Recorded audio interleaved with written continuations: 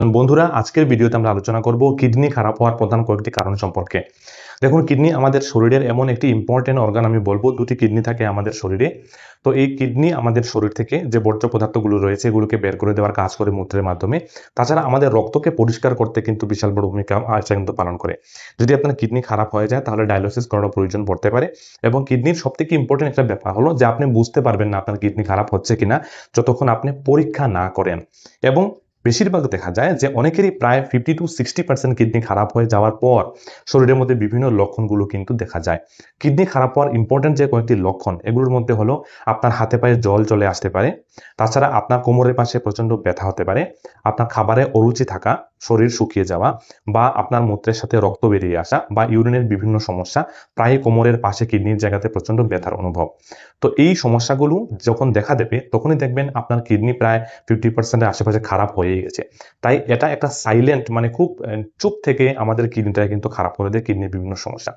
তোমাদের অবশ্যই আপনাকে প্রতি বছর বা 2 বছর পর পর একবার কিডনির পরীক্ষা করা প্রয়োজন, যার মধ্যে kidney function test, glomerular filtration rate, এগুলো বিভিন্ন পরীক্ষা আছে, এগুলো অবশ্যই আপনাকে করে নেওয়া প্রয়োজন। আজকের ভিডিওতে আমরা আলোচনা করব যে কিডনি যাদের খারাপ হয় তার প্রধান 4 থেকে 5টি কারণ কি কি রয়েছে। এই কারণগুলো যদি আপনার জানা থাকে তাহলে অবশ্যই আপনি আপনার কিডনি বন্ধুরা যত্ন নিতে পারবেন। ভিডিওর শুরুর দিকে একটা লাইক অবশ্যই করে দেবেন। আর আমাদের চ্যানেলে নতুন দর্শক হয়ে থাকলে চ্যানেলটাকে সাবস্ক্রাইব করে অবশ্যই আমাদের সঙ্গে থাকবেন। বিভিন্ন স্বাস্থ্য সম্পর্কিত ভিডিও এই চ্যানেলের মাধ্যমে আপনি অবশ্যই কিন্তু পেয়ে যাবেন। তো চলুন আলোচনা করি। তো প্রথম যেটি কিডনি খারাপ হওয়ার প্রধান কারণ সেটি হলো হাই ব্লাড প্রেশার। যাদেরই ব্লাড প্রেশার, এমন তো ঘরে ঘরে ব্লাড প্রেশারের পেশেন্ট রয়েছেন, প্রত্যেক ঘরে ঘরে কেউ না কেউ হাই ব্লাড প্রেশারের মেডিসিন নিচ্ছেন। দেখুন, আপনি যদি হাই ব্লাড প্রেশারের রোগী হয়ে থাকেন তাহলে ব্লাড প্রেশারটাকে কন্ট্রোল করার চেষ্টা করুন। এটা নয় যে শুধু মেডিসিন খেলেন, আমার হাই ব্লাড প্রেশার হলো আমি তো মেডিসিন নিয়মিত খাচ্ছি, এখন একটা খাচ্ছি আরো 5 বছর পর 2-3টা মেডিসিন খাবো, এমন কিন্তু নয়। আপনাকে বুঝতে হবে কেন হাই ব্লাড প্রেশারটা হয়েছে। তো হাই ব্লাড প্রেশারটা কন্ট্রোলটা খুব বেশি প্রয়োজন, না হলে কিডনির প্রচন্ড ক্ষতি করবে। দ্বিতীয় হলো বন্ধুরা ডায়াবেটিসের সমস্যা। যাদেরই হাই ব্লাড সুগার রয়েছে তাদের কিন্তু সবার প্রথম কিডনির সমস্যা হয়। তাই আপনার হাই ব্লাড সুগার থাকলে সেটাকে নিয়ন্ত্রণে রাখার অবশ্যই চেষ্টা করুন। তৃতীয় বলবো পেন কিলার।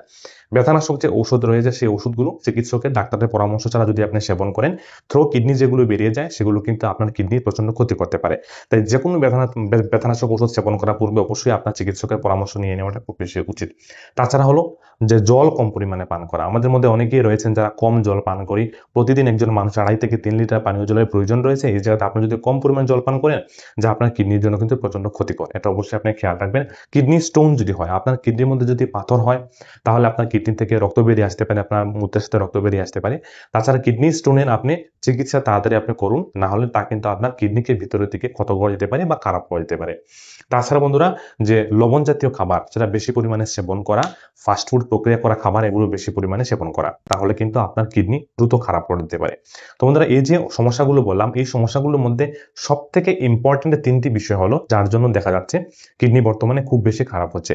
তার মধ্যে প্রথমেই রাখবো আমি মধুমেহ রোগ, বা যাদের রক্তের মধ্যে সুগারের মাত্রাটা বেশি রয়েছে তাদেরই বন্ধুরা কিডনি খারাপ হওয়ার সম্ভাবনা সব থেকেই বেশি থাকে। যারা কিডনির সমস্যা নিয়ে আসেন বা ডায়াবেটিক অনেকদিন রয়েছে, আনকন্ট্রোল রয়েছে আপনার, তাহলে তা কিন্তু আপনার কিডনি খারাপ হওয়ার একটা প্রধান কারণ হতে পারে। দ্বিতীয় হলো হাই ব্লাড প্রেশার।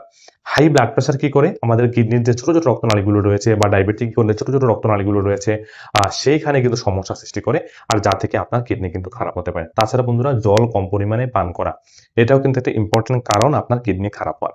তো এগুলো অবশ্যই যদি আপনি খেয়াল রাখেন তাহলে আপনি আপনার কিডনিকে অবশ্যই সুস্থ রাখতে পারবেন। একটা কথা বলবো, বছরে বা 2 বছরে একবার কিডনি ফাংশন টেস্ট পরীক্ষাটা অবশ্যই আপনাকে করে নেওয়া প্রয়োজন।